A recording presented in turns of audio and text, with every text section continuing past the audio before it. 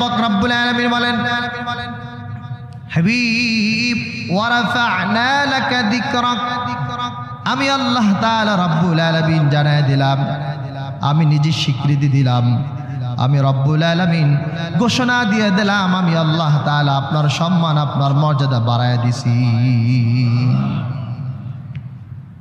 জিবরিল আগমন করলেন,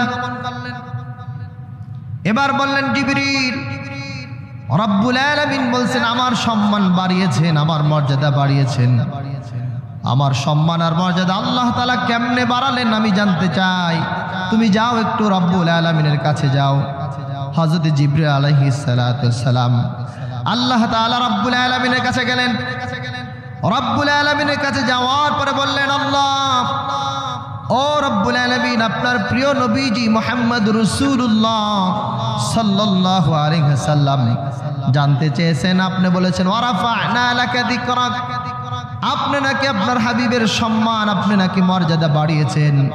কেমনে বাড়িয়েছেন সেটা জানতে চেয়েছে। আমি তো জিবরিল সেটা জানি না। আপনার বক্তব্য ছাড়া তো আমি কোনো বক্তব্য দিতে পারি না। আপনার ওহী ব্যতীত আমি কোনো অন্য ওহীতে পৌঁছাতে পারি না। আপনি একটু আমাকে জানায় দেন কেমনে আপনার প্রিয় নবীজি রাসূল করিম সাল্লাল্লাহু আলাইহি ওয়াসাল্লামের সম্মান বাড়িয়ে দিয়েছেন, আমাকে একটু বলেন, আমি আপনার প্রিয় নবীকে জানায় দিই। সুবহানাল্লাহ। এবার বলেন জিবরিল যাও তুমি বলো, ইদা যুকিরতু যুকিরতা মাই, ও জিবরিল যাও আমার রাসূলুল্লাহ সাল্লাল্লাহু আলাইহি সাল্লামের সম্মান বাড়িয়ে দিলাম। আয়াতের তাফসীরে এসেছে, আবু সাঈদ খুদরি রাদিয়াল্লাহু তাআলা হাদিস কোট করেছেন।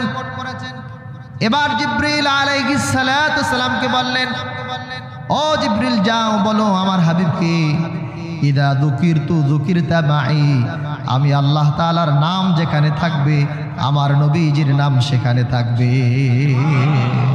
জোরে বলেন চিৎকার দিয়া সুবহানাল্লাহ। নবীজির নাম মোবারক যেখানে, আল্লাহ তাআলার নাম মোবারক সেখানে। আল্লাহু আকবার পড়বেন না? প্রিয় নবীজির নাম মোবারক যেখানে, আল্লাহ তাআলার নাম মোবারক সেখানে, এটাই মর্যাদা। আজানে নবীর নাম আছে না? কথা বলেন। আজ থেকে মুয়াজ্জিন সাহেব যদি ডিক্লেয়ার দেয় আশহাদু আন্না মুহাম্মাদার রাসূলুল্লাহ, এটা বলা যাবে না, আপনারা মানবেন না? কথা বুঝেন না? কোন গোলাম যদি বলে লা ইলাহা ইল্লাল্লাহ বলা যাবে, মুহাম্মাদুর রাসূলুল্লাহ বলতে চাই না, মানা যাবে? তাশাহুদে প্রিয় নবীজির নাম আছে, সেটাও